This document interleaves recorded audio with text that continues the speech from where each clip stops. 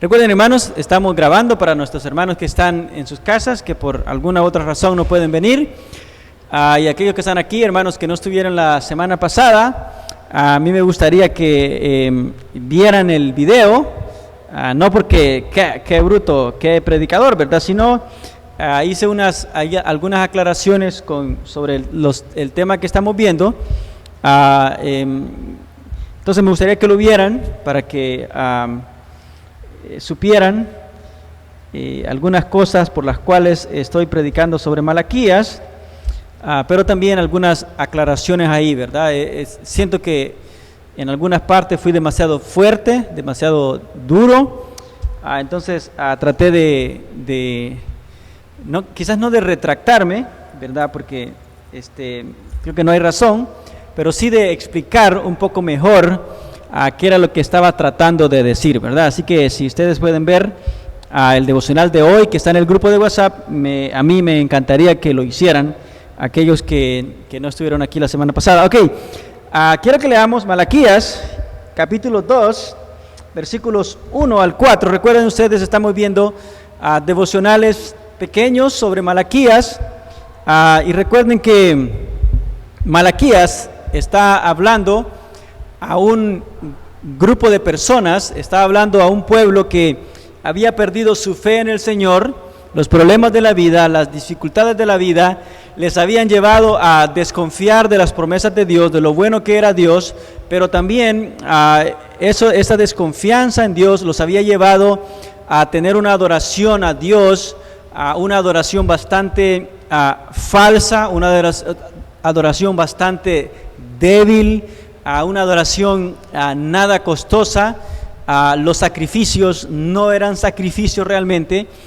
Vimos que era lo que les sobraba, lo que ellos estaban dando. Entonces, solo para tener una idea, esta gente se ha apartado de Dios y el profeta Malaquías está tratando de hacerlos volver a Dios, está tratándoles de hacerlos volver al Dios del pacto. Así que vamos a leer ahora Malaquías capítulo 2 versículos 1 al 4. ¿Lo tenemos? Dice la palabra del Señor así: Ahora pues, oh sacerdotes, para ustedes es esta advertencia: si no escuchan y no toman a pecho el honrar mi nombre, enviaré maldición sobre ustedes y maldeciré sus bendiciones, ha dicho el Señor de los ejércitos, y las he maldecido ya, porque ustedes nada toman a pecho. He aquí, yo reprenderé a la descendencia de ustedes, y la versión antigua dice la sementera de ustedes, y arrojaré estiércol sobre sus caras, el estiércol de las víctimas de sus festividades, y con él serán arrojados ustedes mismos. Así sabrán que yo les envié esta advertencia para que prevaleciera mi pacto con Leví, ha dicho el Señor de los ejércitos. Oremos. Señor, te damos gracias por tu palabra esta noche, Señor. Gracias porque usted es bueno, gracias porque usted nos ha amado desde antes de la fundación del mundo. Queremos pedirle, Señor, que su Espíritu Santo nos bendiga esta noche, que podamos entender su palabra, podamos recibirla, Señor, y podamos ser animados a ser mejores cristianos cada día para la gloria y la honra de su nombre. Por Cristo le pedimos y le damos gracias. Amén. Hermanos,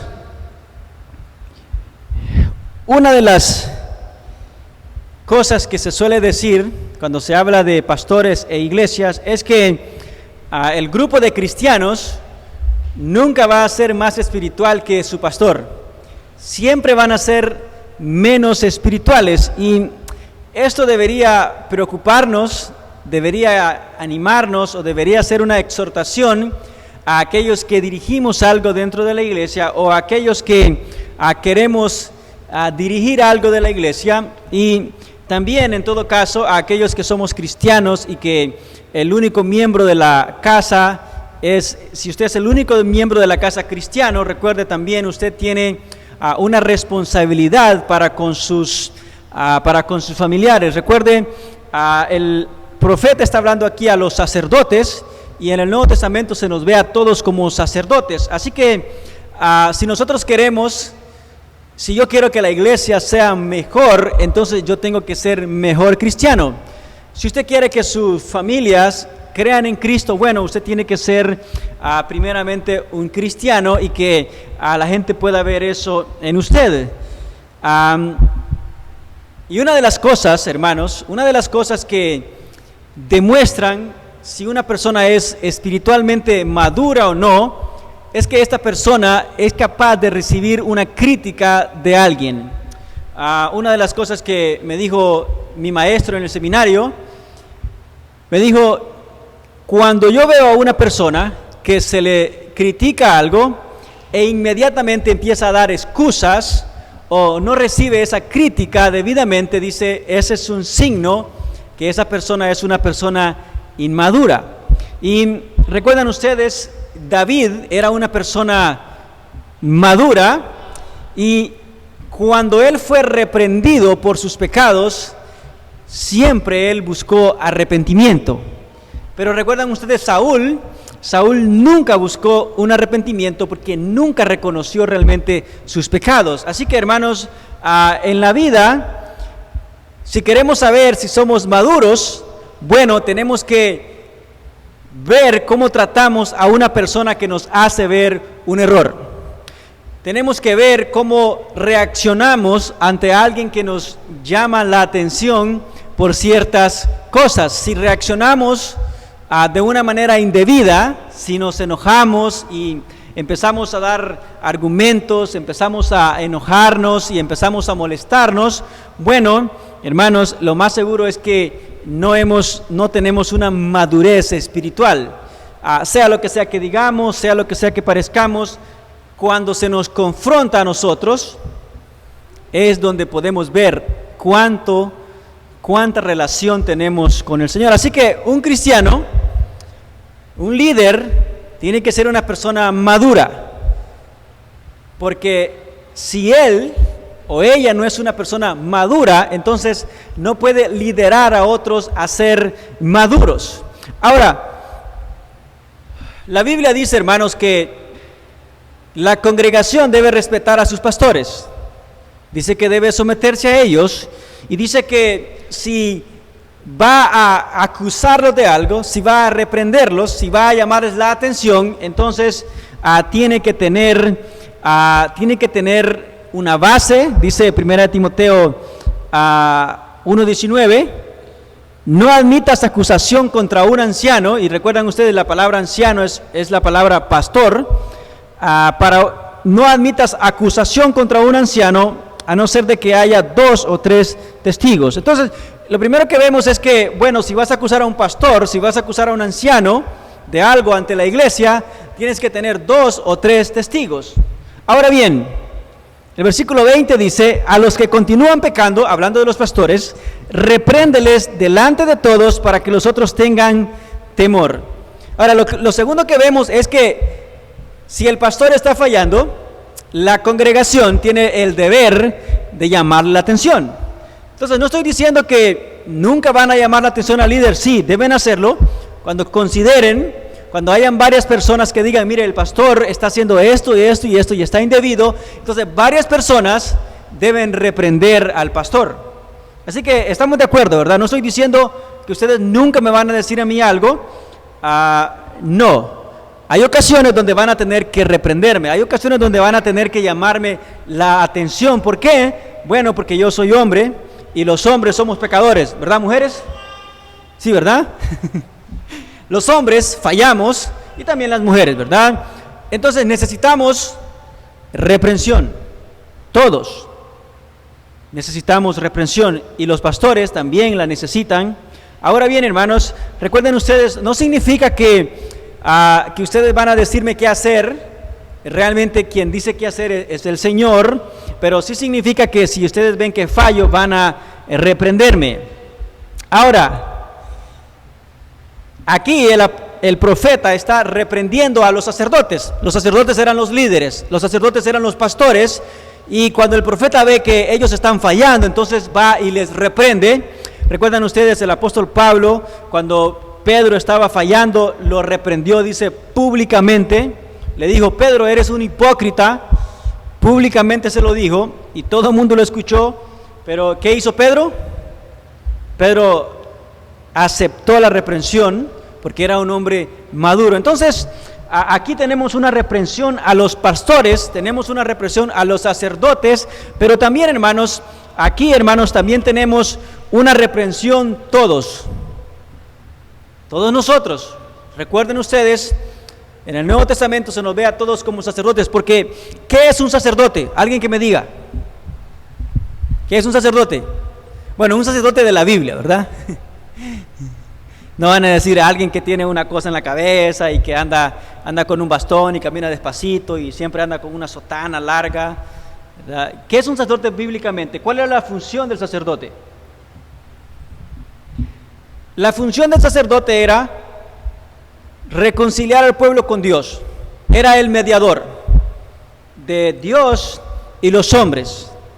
El sacerdote oraba a Dios por los hombres para que Dios tuviera misericordia de ellos. Pero ahora, hermanos, los que oramos por las personas, los que oramos por nuestra iglesia, los que oramos por nuestros familiares, por nuestros vecinos, somos nosotros, somos los intercesores. Entonces, en un sentido amplio, nosotros también, hermanos, somos sacerdotes del Señor. ¿Por qué? Porque somos quienes hablamos a las personas acerca de Cristo, somos los que enseñamos la palabra del Señor, somos los que decimos qué es lo que Dios quiere de nosotros. En un sentido somos sacerdotes, pero principalmente, hermanos, aquí otra vez se está acusando a ellos. Y mire aquí el versículo 1 dice: ahora pues, oh sacerdotes, para ustedes es esta advertencia. Y lo que tenemos aquí es una advertencia a los sacerdotes, porque los sacerdotes estaban fallando en el servicio al Señor. ¿Recuerdan ustedes? A ellos estaban permitiendo que el pueblo trajera ofrendas que no servían. Los sacerdotes estaban hastiados de servir a Dios. Los sacerdotes estaban diciendo que el servicio a Dios era algo fastidioso, era algo que les aburría. Entonces Dios está enojado, está molesto, porque el pueblo está trayendo ofrendas malas, pero también está molesto porque los sacerdotes lo han permitido. Y lo que tenemos aquí es una advertencia en el versículo 2: si no escuchan y no toman a pecho el honrar mi nombre, enviaré la maldición sobre ustedes. Entonces, lo primero que vemos aquí es que Dios les da una advertencia a este pueblo, y lo primero es que iba a maldecirlos a ellos, pero también a sus bendiciones. Y aquí sus bendiciones significa sus bendiciones, sus hijos, ¿verdad? Pero también puede tener la idea de las cosas materiales que ellos recibían. Y recuerdan ustedes, la labor del sacerdote era orar por el pueblo, era pedir a Dios por el pueblo. Y miren, por ejemplo, Números 6, 24 al 26, y esta se conoce como la bendición sacerdotal. Si usted no sabe dónde están Números, entonces yo voy a leerlo por usted. Dice Números: Jehová te bendiga y te guarde, Jehová te haga resplandecer su rostro sobre ti y tenga de ti misericordia, Jehová levante hacia ti tu rostro y ponga en ti paz. La idea es que el sacerdote está pidiendo a Dios para que el Señor bendiga a estas personas, está pidiendo una bendición para el pueblo.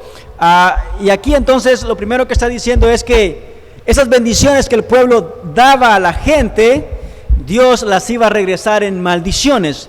No les iba a dar cosas buenas a la gente, sino que lo que iba a darle era cosas malas, era juicio, era castigo. Cuando el sacerdote bendecía al pueblo, Dios bendecía al pueblo, porque eran la voz autorizada de Dios.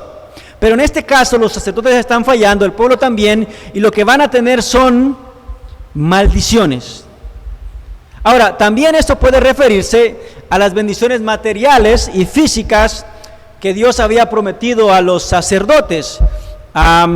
Quiero que leamos otra vez Números 18, 21.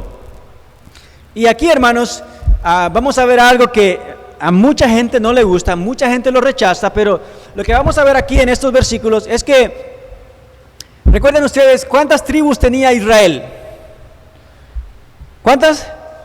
12 hijos de Jacob, ¿verdad? Eran 12 tribus. Ahora, una tribu, la tribu de Leví, se había dedicado, o más bien Dios la había pedido para que le sirvieran. Los hijos de Leví, o esta tribu, era la tribu que estaba dedicada a servir al Señor, eran los que predicaban, eran los que enseñaban la palabra de Dios, eran los que atendían el templo, eran los que mataban los animales. Ellos estaban dedicados completamente al servicio de Dios, y ellos no tenían tierras, no tenían ciudades, ellos no tenían nada de cosas materiales, ellos vivían del diezmo que Israel daba. Y el diezmo que Dios pedía era para que esta tribu se mantuviera. Números 18:21 dice: he aquí, he dado a los hijos de Leví todos los diezmos de Israel como heredad a cambio del servicio que llevan a cabo en el tabernáculo de reunión. Entonces, esta tribu estaba dedicada al servicio del Señor. Hermanos, esta tribu no trabajaba. Bueno, sí trabajaba, pero la gente dice que predicar no es trabajo, ¿verdad? Y todas esas cosas. Pero ellos sí trabajaban en el servicio del Señor, pero no tenían un trabajo como un trabajo secular. Ellos no sembraban maíz, no sembraban frijoles y cosas así, ni trigo. Habían 11 tribus que se dedicaban a eso, y una tribu estaba dedicada al servicio del Señor. Y lo que está diciendo aquí el Señor a los sacerdotes, que eran los hijos de Leví, que Él va a maldecirlos, es decir, va a quitarles el sustento económico que ellos tenían. Si la tierra no daba fruto, entonces el pueblo no podía dar diezmo. Y lo que está diciendo es: no voy a dar fruto, no voy a dar maíz, no voy a dar frijoles. ¿Para qué? Bueno, para que pases hambre, porque estás deshonrando mi nombre. Entonces, hermanos, aquí tenemos algo para nosotros también, hermanos. Si nosotros no somos una iglesia fiel al Señor, bueno, hermanos, entonces no vamos a ser fieles predicadores a un mundo perdido. No vamos a tener gente que venga a Cristo. Nuestros amigos, nuestros familiares no van a venir al Señor. ¿Por qué? Porque no estamos siendo fieles al Señor. Ahora bien, lo segundo que tenemos aquí, hermanos, rápidamente, es que los iba a quitar de su puesto. Ellos eran los sacerdotes y era un honor ser sacerdote. Pero el versículo 3 dice: he aquí yo reprenderé a vuestra descendencia. Algunas versiones dicen sementera, y aquí la palabra descendencia puede significar semilla material, puede significar como semilla de frijoles para sembrar, o puede significar la descendencia, los hijos, o puede significar ambas cosas. Así que lo que está diciendo el Señor es que es posible que va a reprender, es decir, no va a haber una cosecha, pero también es posible que va a quitar a los sacerdotes del servicio. Y de hecho eso fue lo que el Señor hizo con la venida de Jesús. Rechazó a esos sacerdotes. Ya no tenemos sacerdotes hoy como en el Antiguo Testamento, porque ya vino Jesús. Así que Él dio un juicio, dijo: voy a juzgarlos, y los juzgó. Ahora, lo primero que tenemos que considerar aquí, hermanos, es que debemos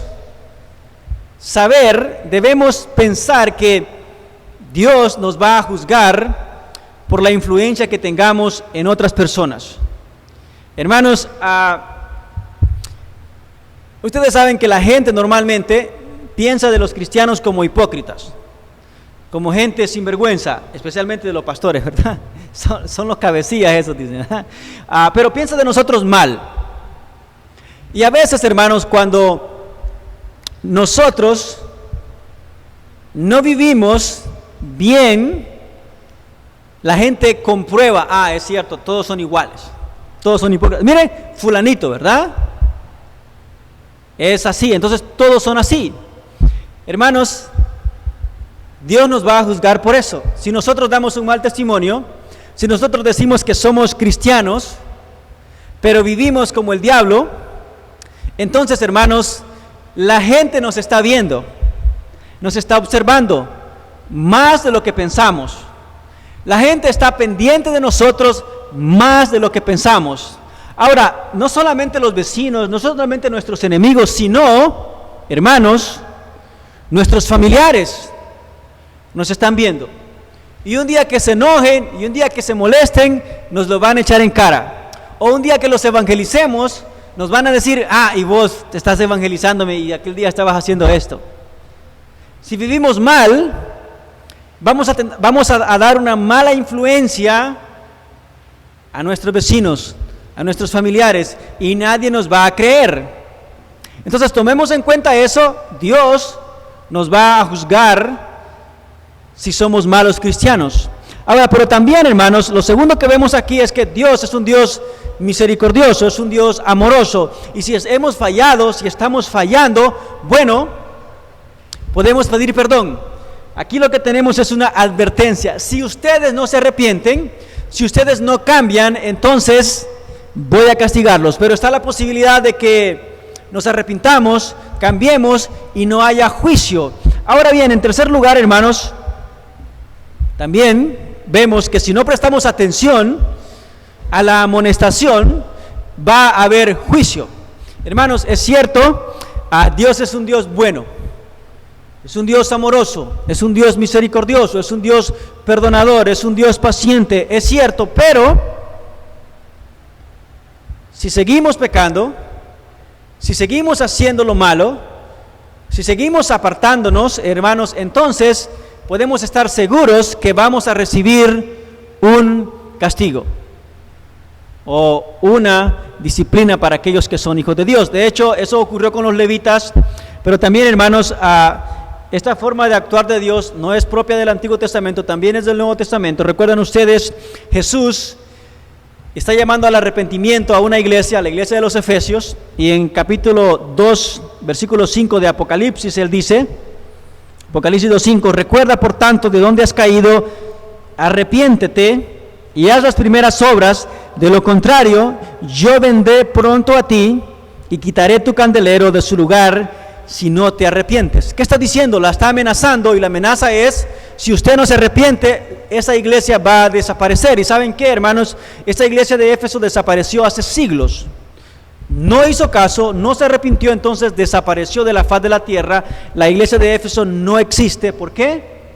Porque nunca se arrepintió. Entonces, hermanos, va a haber un castigo temprano o largo. Dice Jesús en Mateo 5:13 que somos la sal de la tierra, pero si la sal de la tierra, dice, pierde su sabor, no sirve para nada, sino para botarla a la calle, para pisotearla, es inservible. Hermanos, y si nosotros como iglesia no somos fieles al Señor, entonces nuestra iglesia sencillamente va a ser quitada, va a desaparecer.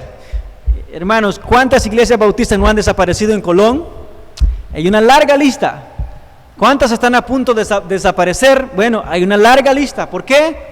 Bueno, hermanos, no hay fidelidad al Señor. Así que, acordémonos, hermanos, si no hay fidelidad, va a venir castigo para cada individuo. Si no hay fidelidad en mí, va a venir castigo para mí. Si no hay fidelidad en usted, va a venir castigo para usted.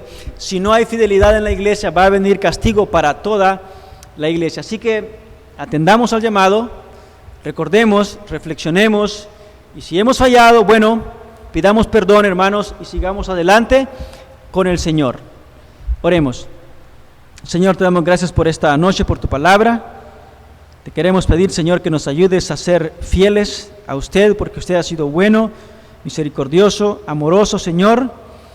Bendice el resto del culto para la gloria y honra de su nombre. Por Cristo le pedimos y le damos gracias. Amén. Recuerden, hermanos, la razón por la cual debemos ser fieles al Señor es porque Él nos ama, ¿verdad? Es lo que dice Él en el capítulo 1, versículo 2. Yo los he amado, ha dicho el Señor. El Señor es bueno, el Señor es amoroso, y por eso debemos amarle.